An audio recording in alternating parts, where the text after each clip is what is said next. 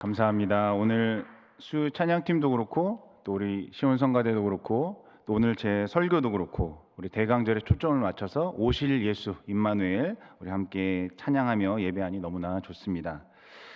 자, 오늘 말씀은 대강절의 영성 때가 참에라는 제목으로 함께 말씀을 나누려고 합니다.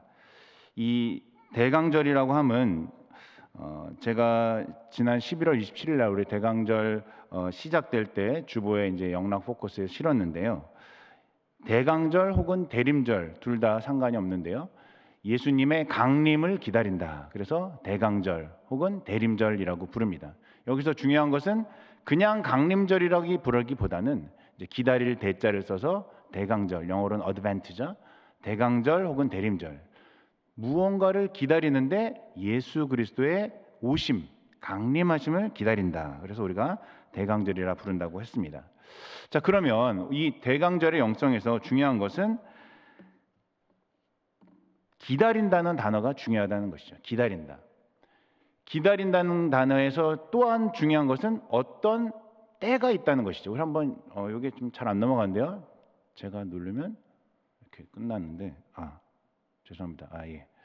잘 나오는군요. 그래서 그 대강절의 영성 제가 영락 포커스에 실었던 것 중에 핵심은 기다린다. 그래서 그냥 강림절보다는 기다린다는 뜻의 대림절 혹은 대강절이 좋다. 자, 그러면 이미 예수님은 이 땅에 오셨는데 뭘 또 기다린단 말인가? 예수님이 2000년 전에 예루살렘에서 하나님의 그 아들로서 십자가에 달려 죽으신 것을 우리가 다 보고 부활하셨는데 무엇을 또 기다린다는 것인가? 이미 오셨던 예수님을 기다린 것과 그것을 이제 초림이라고 하죠. 그것과 함께 우리 이 시대를 살아가는 우리는 다시 오실 예수님, 즉 예수님의 재림을 기다린다는 것입니다.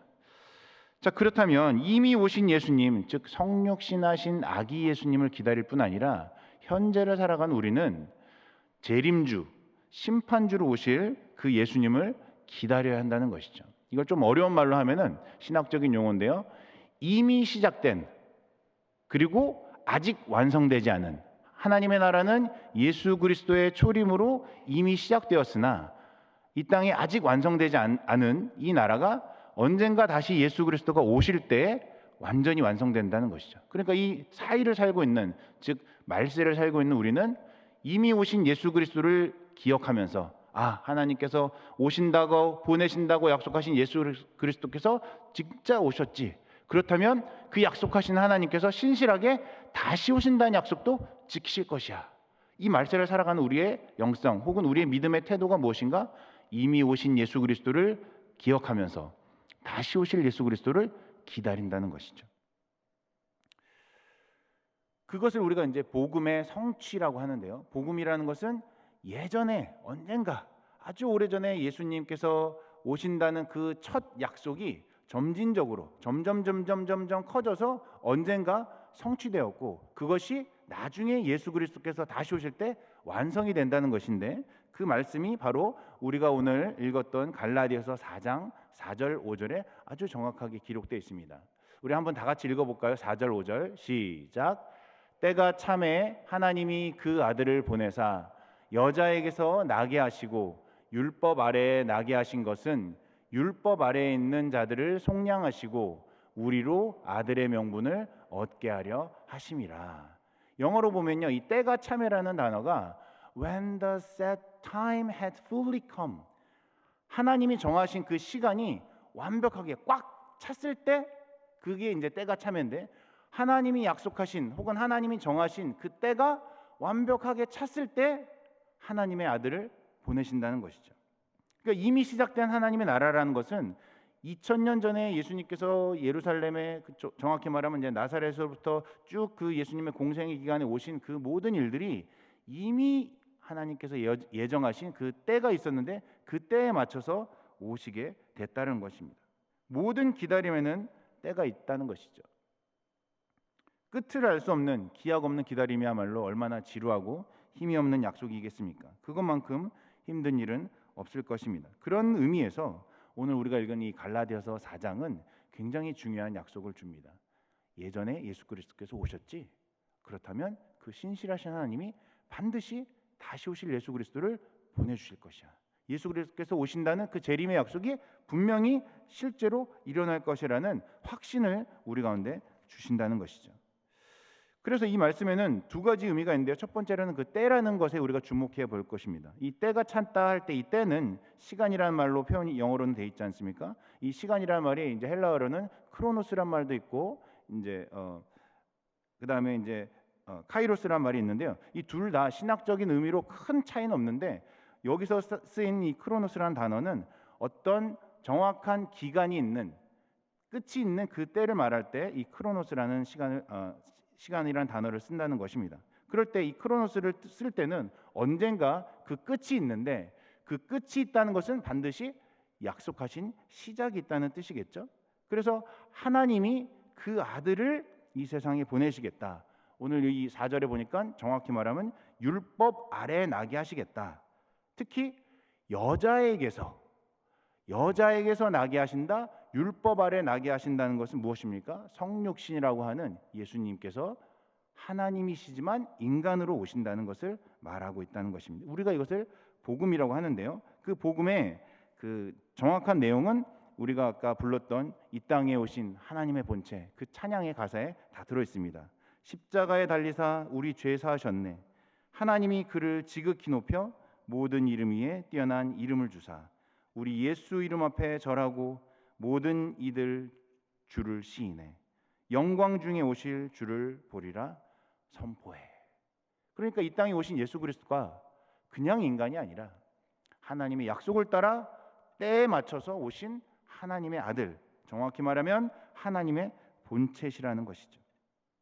그런데 하나님께서 언제 그 첫 약속을 하셨습니까? 오늘 그것을 조금 더 깊이 나누고자 하는데요. 우리 그 찬양의 가사를 제가 아까 준비를 했었는데 그 영광 중에 오실 주를 보리라 선포해 왕께 만세 존귀와 위엄을 찬양해 왕의 왕께 만세 주 예수 하나님. 자, 이 찬양의 가사에 확실한 한 가지는 무엇이냐면 하나님이 예수 그리스도를 보내신다는 약속을 언젠가 하셨다는 것입니다. 그것을 우리가 복음이라 하는데 제일 처음 나온 복음이라 해서 원복음이라 하거든요. 근데 고린도전서 15장 1절에서 4절에 이렇게 기록되어 있습니다. 죄인된 인간을 먼저부터 사랑하신 공의의 하나님이 독생자 예수님을 보내셔서 나를 위해 죽고 부활하심을 믿어서 하나님의 자녀로 사는 것.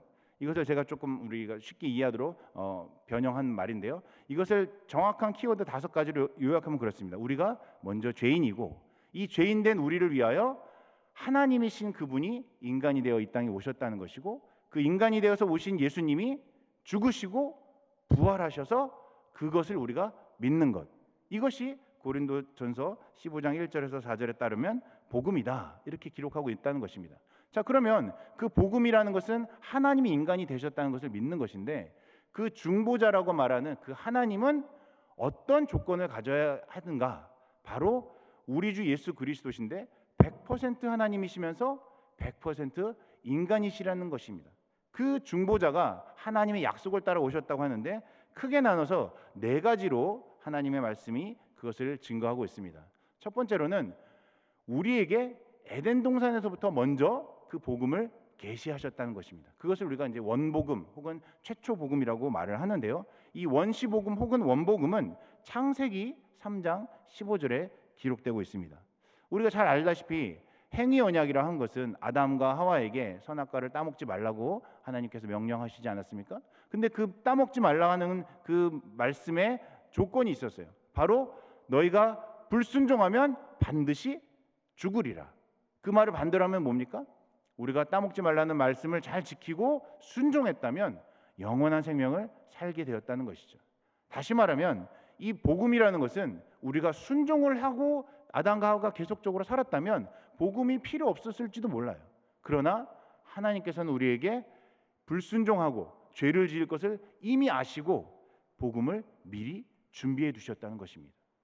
인간이 하나님을 배반하고 하나님을 멀리할 것을 하나님께서는 이미 아셨다는 거예요. 아셨음에도 불구하고 인간을 창조하시고 그 창조하신 인간을 위해 복음을 제시하셨다는 것이죠. 첫 번째로 아담이 하와에 의해서 이제 그 선악과 열매를 따먹고 죄로 인하여 불순종을 하지 않습니까? 그 불순종의 대가로 인간은 부끄러움을 느끼고 또 두려움을 느끼게 됩니다. 두려움을 느끼고 숨어버렸죠. 무화과 나무 뒤에 숨어서 자신들의 벌거벗음을 하나님 앞에 보이기를 싫어했다는 것입니다. 그때 하나님께서 아담에게 물으십니다. 아담아, 너 왜 그랬니? 그러니까 아담이 뭐라 그럽니까? 제가 안 먹으려고 그랬는데요, 하나님이 만들어주신 저 여자가 저를 먹게 했어요. 아담이 하와에게 자신의 죄의 이유를 전가합니다. 그러니까 하나님이 하와에게 또 물으세요. 하와야, 너는 왜 그랬니? 그러니까 하와가 하나님, 저는 안 먹으려고 그랬는데요, 저 나쁜 뱀이 저를 꼬드겼어요. 뱀을 지목을 한 거죠. 그러니까 이제 하나님께서 뱀에게 뱀이야, 너는 왜 그랬니? 물어보지 않으셨다는 거예요. 아담에게, 하와에게 죄에 대한 회개의 기회를 주셨어요. 그러나 아담은 하와에게, 하와는 뱀에게 자신의 죄를, 잘못을 전가하고 손가락질하기 바빴다는 것이죠. 그때 회개하고 순종했으면 어땠을까? 우리 인류가 이렇게 죄로 인해서 죽음과 이 고통 속에 살지 않았을까 생각을 해봅니다. 어쨌든 이미 벌어진 일이니까 이 아담이 하와에게, 하와가 뱀에게 이제 스포트라이트가 딱 갔을 때 하나님께서 뱀에게 뱀아, 너는 왜 그랬니? 사탄아, 너는 왜 그랬니? 안 하시고 바로 뱀에게는 하나님께서 저주를 내리십니다. 이 악순환을 끊는 마지막에는 저주와 심판이란 것이죠. 그래서 하나님께서 뱀에게 말씀하시기를, 보이시나요? 여호와 하나님이 뱀에게 이르시되 내가 이렇게 하였으니 내가 모든 가축과 들의 모든 짐승보다 더욱 저주를 받아 배로 다니고 살아있는 동안 흙을 먹을지니라. 그러니까 뱀에게는 회개할 기회를 주지 않으셨다는 거예요. 사단은 그대로 저주를 내리시고 그대로 심판을 하셨다는 것이죠. 반면에 아담에게 또 하와에게 하나님께서 약속을 주십니다. 그것을 우리가 이제 원복음이라고 하는 최초의 복음인데요, 그것이 무엇이냐면 창세기 3장 14절 15절에 있는 말씀입니다.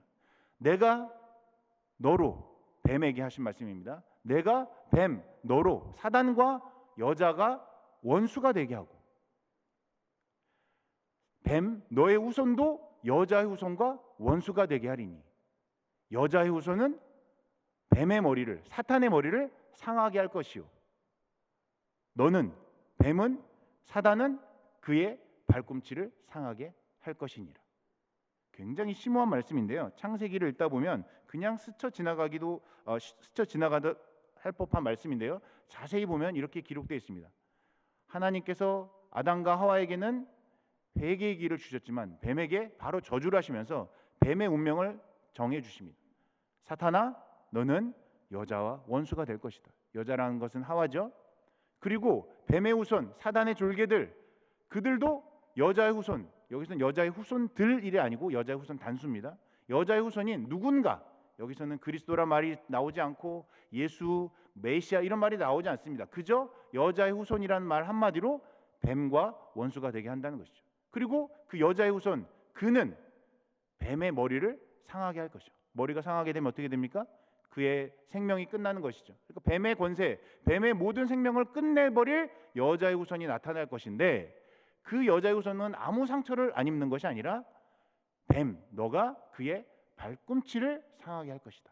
그러니까 뱀은 머리가 깨지지만 그리스도라고 하는 여자의 후손은 발꿈치가 상하게 되는 아주 미미한, 혹은 생명의 지장이 없는, 그러나 분명한 상처를 받게 된다고 예언을 하셨다는 것이죠.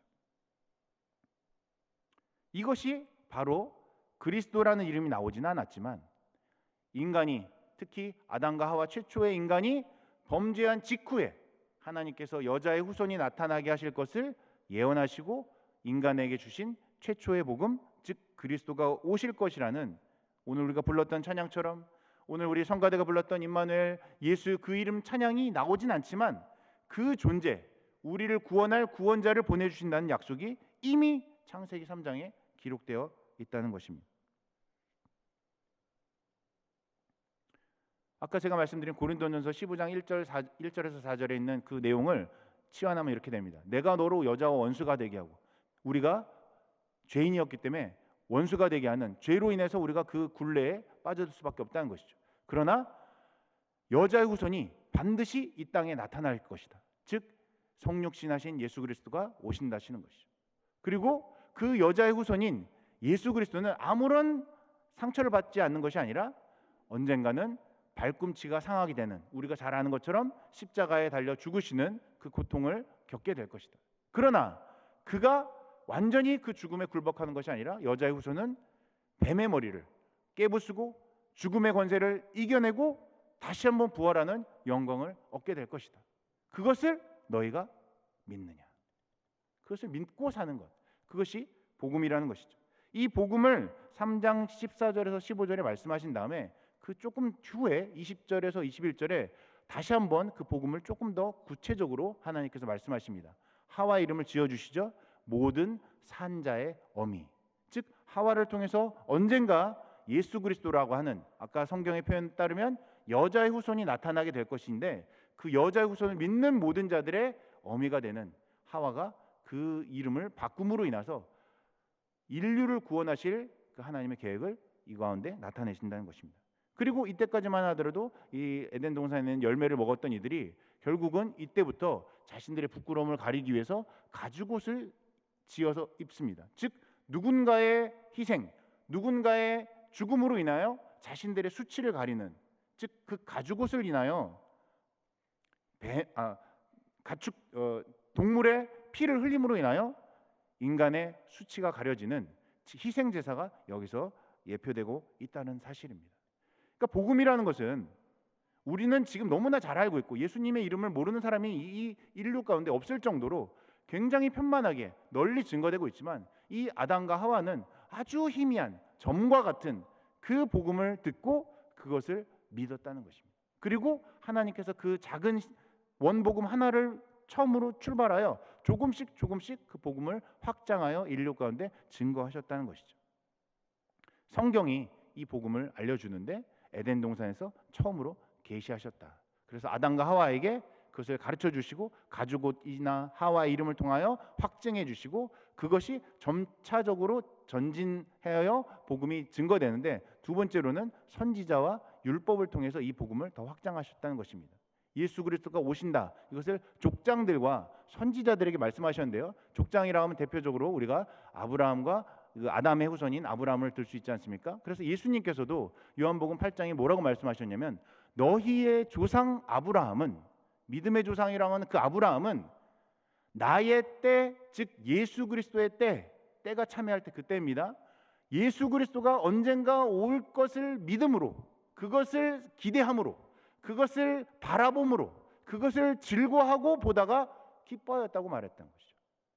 예수님께서도 아담에게 주신 하나님의 복음, 그리고 족장들 대표적으로 아브라함에게 주신 그 복음이 바로 예수 그리스도 자신을 가리킨다는 것을 그 당시에 있는 많은 제사장들, 바리새인들에게 일깨워 주셨다는 것이죠. 그것을 깨닫지 못한 사람들, 복음을 깨닫지 못한 사람들에게 은혜의 복음을 가르쳐 주셨다는 것입니다. 그리고 예수님께서 또한 뭐라고 말씀하셨냐면, 누가복음 24장에 모세의 율법과, 모세의 율법이라고 하는 것은 창세기, 출애굽기, 레위기, 민수기, 신명기, 토라 5권을 말하는 것이고요. 그 다음에 여러 선지자들의 글, 그것은 성경에 기록된 구약에 있는 많은 선지자들의 글, 그리고 시편에, 다시 말해서 구약 성경 전체를 말하는 것이죠. 이 모세의 율법과 선지자의 글과 시편에 나를 가리켜, 예수 그리스도 나를 가리켜 기록된 모든 것이 이루어져야 하리라는 말이 이것이니라. 다시 말해서 창세기 3장 15절에 하나님께서 여자의 후손을 나게 하신다, 그 복음이 점점 커지고 점점 명확해져서 아브라함 때에 그것이 널리 증거되고 하늘의 별과 같이 땅의 모래알 같이 그 인류의 모든 열방이 아브라함의 자손을 통해 돌아오게 하신다는 말이 바로 이 예수 그리스도를 통하여 이루신다는 것을 아브라함에게 깨닫게 하시고, 아브라함이 그 때를 보고 즐거워했으며, 그 아브라함 이후에 있는 모든 율법들, 선지자들, 그리고 시편에 가리킨 모든 성경이 바로 하나의 초점, 예수 그리스도가 오실 것이다라는 것을 가리키고 있다는 사실입니다. 세 번째로는 율법의 여러 의식들이 있지 않습니까? 희생 제사들이 바로 상징적으로 예수 그리스도를 보여준다는 것입니다. 이것을 우리는 이제 구약 성경에는 제사를 드리고 율법을 지켜서 구원을 받았고, 신약 시대에는 믿음으로 구원을 받는다고 착각하시는 분들이 있는데요. 그렇지 않습니다. 이 율법에 있는 제사, 어텀먼트라고 하는 이 속죄라는 것은 누군가의 피를 흘림으로, 아까 말씀드렸던 것처럼 가죽옷을 지어 입은 것처럼 동물이 대신 나를 위해 죽었을 때 내 죄가 그 동물에게 전가됨으로 인하여 나의 죄가 씻겨지는 하나님이 예비하신 그 제도이지 않습니까? 그 율법의 희생 제사를 왜 주셨는가? 바로 언젠가는 이 수천 마리의 동물의 값으로도 감당할 수 없는 가장 고귀한 피가 흘려지게 될 것인데, 그것이 바로 예수 그리스도라는 것을 알려주신다는 것이죠. 그래서 이 희생제사 제사를 통하여 하나님 앞에 나왔던 모든 사람들이 그 제사 하나만으로 구원을 받은 것이 아니라 이 제사가 상징하는 하나님의 약속, 언젠가는 하나님이 값어치를 매길 수 없는 가장 고귀한 피를 주신다는 그 약속을 믿음으로 구원을 받았다는 것이죠. 선지자들의 글과 모세의 글과 또 여러 시편과 모든 희생제사가 단 하나의 초점을 가리키고 있다면 그것이 무엇인가? 언젠가 우리에게 여자의 후손이 오실 것이다. 그것을 믿었다는 것입니다. 율법을 지키고 행위로 구원받은 것이 아니에요. 그래서 누군가의 머리에, 특히 이제 양이나 소의 자신의 죄의 경중에 따라서 그 제물을 선택해서 그 제물의 머리에 손을 얹고 자신의 죄를 전가합니다. 그리고 제사장이 대신 하나님께 기도를 올려드립니다. 그러면 자신의 죄가 사해지는 이 희생 제사의 여러 행위들을 통해 인간들이 무엇을 느꼈겠습니까? 아, 내가 이렇게 죽어야 되는데 나를 대신하여 이 동물이, 내가 사랑하게 내가 키운 이 가축이 대신 죽는구나. 이것을 계속 보면서, 그 핏부림을 보면서 결국 인간들은 예수 그리스도가 언젠가 오실 것이라는 것을 믿었다는 것이죠. 그리고 마침내 그의 사랑하시는 그 아들 예수 그리스도가 이 땅에 오심으로 그 모든 율법이 완성되고 성취되었다는 것입니다. 그래서 오늘 우리가 읽지는 않았지만 이 갈라디아서 4장 4절을 다른 말로 말하면 로마서 10장 4절에 이렇게 정리를 하고 있습니다. 그리스도는 모든 믿는 자에게 의를 이루기 위하여 율법의 마침이 되시니라.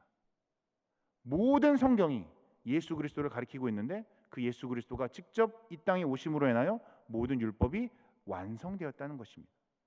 또 다른 말씀, 예수님 스스로도 이런 말씀을 하셨습니다. 요한복음 19장 30절에 예수께서 신포도주를 받으신 후에 예수님이 마지막 가상 칠언이라고 하죠. 십자가에서 달려 돌아가시면서 마지막으로 하신 말씀, 다 하시는 것처럼 다 이루었다. 예수님께서 이 땅에서 하실 모든 일들을 다 이루었다고 말씀하셨다는 사실입니다. 정리하면 이렇습니다. 성경이, 모든 하나님의 복음이 한 가지 초점을 말하고 있는데 바로 에덴 동산부터 예수 그리스도가 오실 것이다. 선지자와 율법과 시편과 족장들과 모든 구약의 사람들이 말하고 있는 한 가지는 예수 그리스도가 오실 것이다. 희생제사와 모든 구약의 율법들이 상징하고 예표하는 것은 무엇인가? 누군가의 피를 흘림으로 인간의 죄가 사해지는데 그가 오실 것이다. 마침내 예수 그리스도가 십자가에 달려 돌아가심으로 인하여 우리의 모든 죄가 사해졌다는 사실을 우리가 믿어야 될 것입니다. 이것이 바로 오늘 우리가 읽었던 갈라디아서 4장 4절에 말하는 때가 참회라는 말이에요. 때가 참회. 때가 참회. 그냥 우리가 오늘 그냥 가볍게 읽었지만 이 때가 찼다는 것은 지금 우리는 느끼지 못하는, 구약에 있는 많은 사람들은 수천 년 동안 누군가를 기다렸고 그가 오실 것이다. 그가 오실 것이다. 언제 오시는가? 정말로 하늘에 손바닥만한 구름이 오더라도 그가 오실 것인가? 그가 오실 것인가?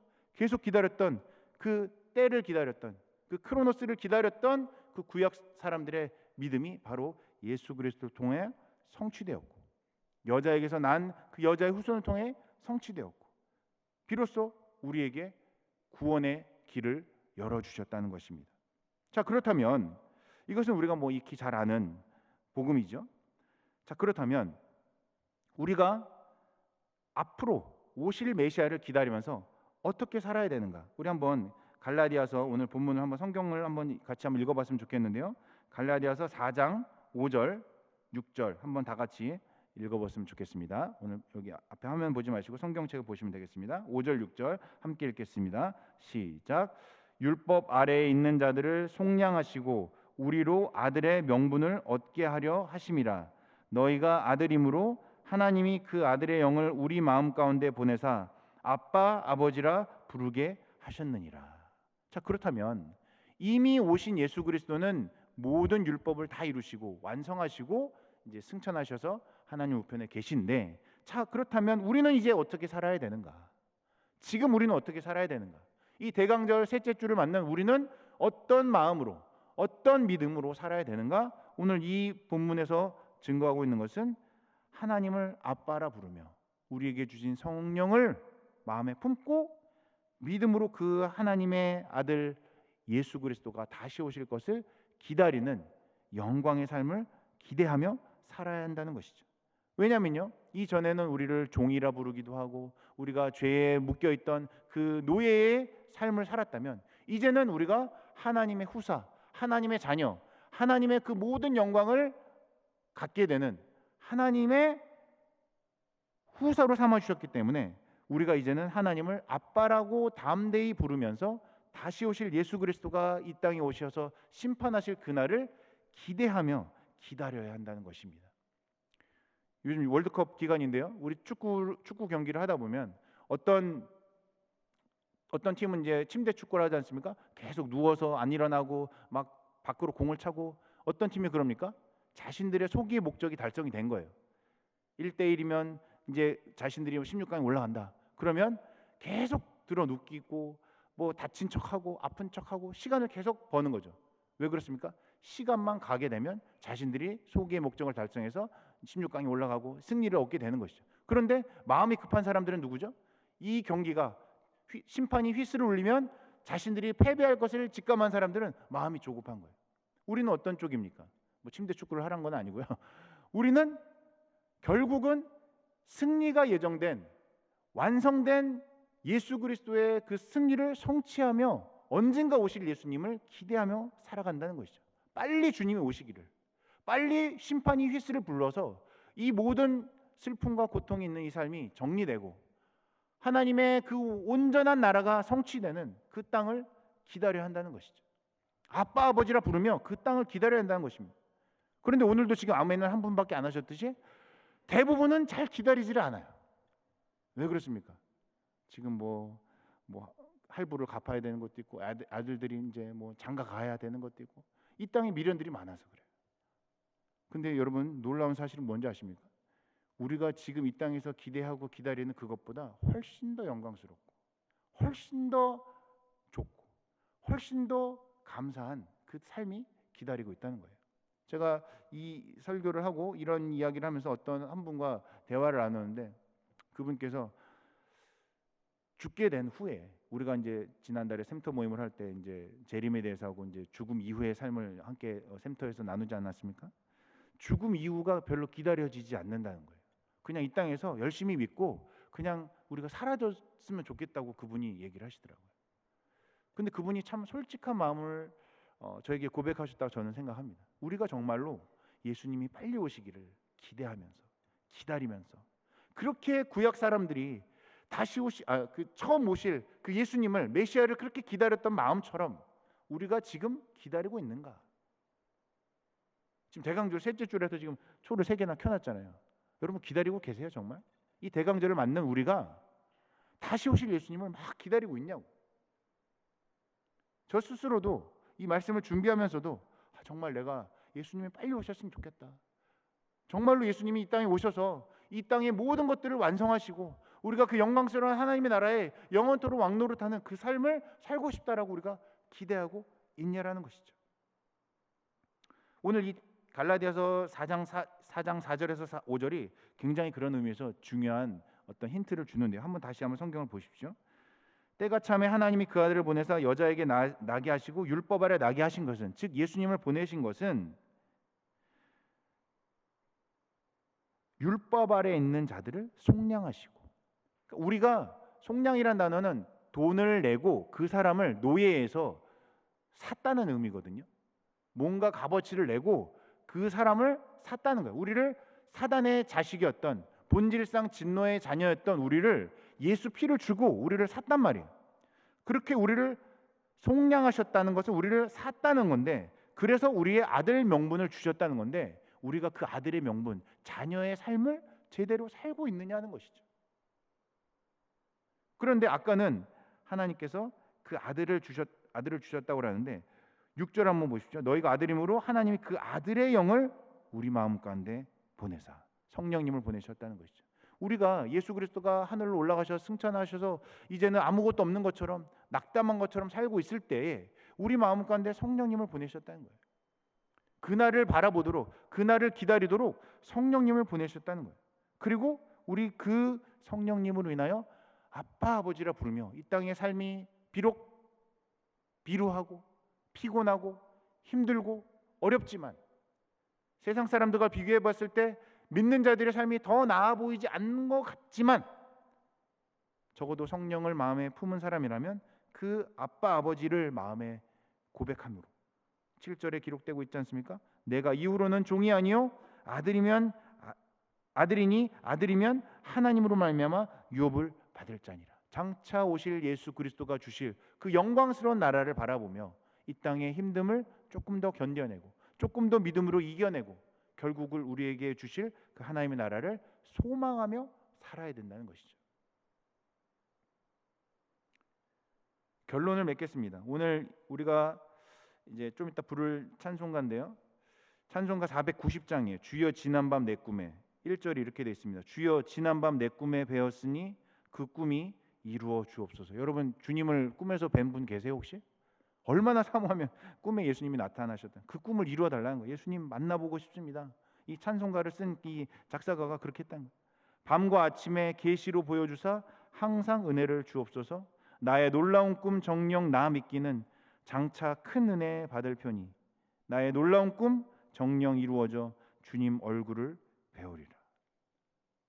부끄러워요. 이런 찬송을 부를 때 그냥 부르자고 하니까 부르긴 하는데 이 찬송가를 쓴 분은 얼마나 예수님을 사랑하고 얼마나 예수님이 다시 오시는 것을 기대하였으면 이런 찬송가를 썼을까.